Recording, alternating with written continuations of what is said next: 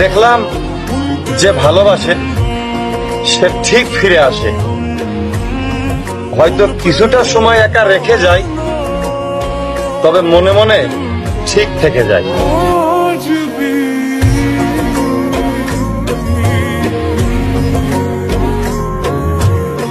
সব দোষ আমার, আমি বড় দোষী। সব দোষ আমার, আমি বড় দোষী। তোমার বিন্দু মাত্র ভুল নেই। এবার তো খুশি।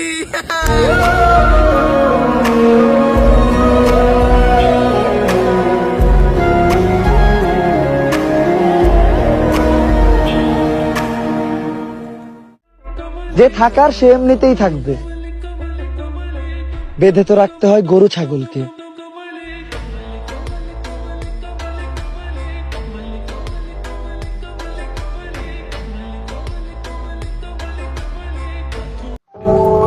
আল্লাহ যদি আমার কখনো ক্ষমতা দেয় না, যদি কখনো সামর্থ্য দেয়, আমি আমার মার লাগে সবচেয়ে বড় গরুটা কিনবো ভাই বাজারে।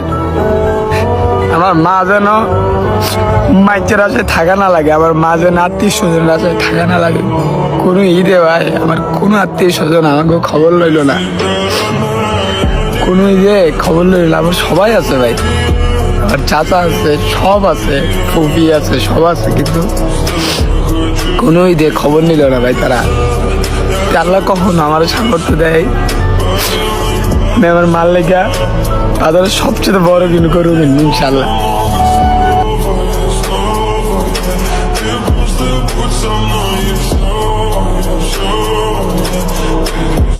আপনি তো কথাও খুব দারুণ বলেন।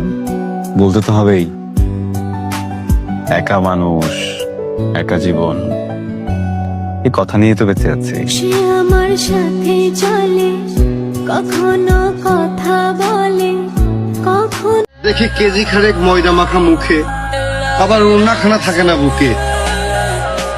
বাপের হোটেলে খাই, থাকে ভাড়া বাড়ি, সুযোগ পেলে আবার লাঙের সাথে চালাই ট্রেন গাড়ি।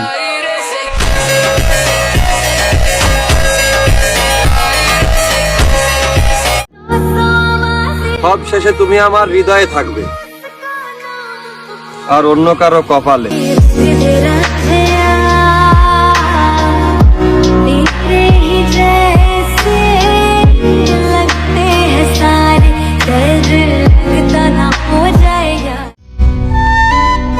সে মুখে বলে ভালোবাসি, আর তার ব্যবহার আমাকে বুঝিয়ে দেয় তুমি থাকলেই কি আর না থাকলেই কি।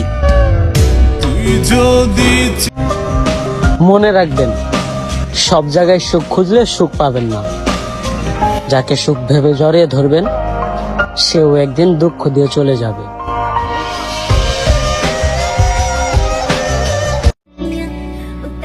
প্রথম নারী খুব শখের হয়, আর খুব কষ্টের কারণও তারাই হয়। বাস্তবে তো তোমাকে আর পাওয়া হলো না, কল্পনাতে না হয় তুমি আমার হয়ে থেকে যেও।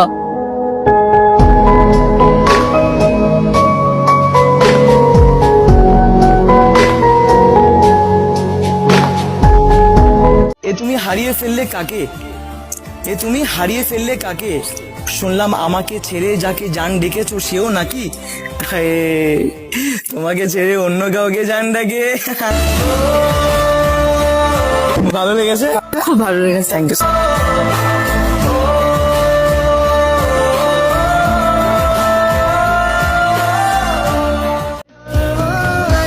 আমি এ শহরের আকাশ দেখলাম, জমিন দেখলাম, শত শত নামাজি দেখলাম যারা ফাতিহা জানে না, কত শত ইমাম দেখলাম যারা নিজেই হাদিস মানে না।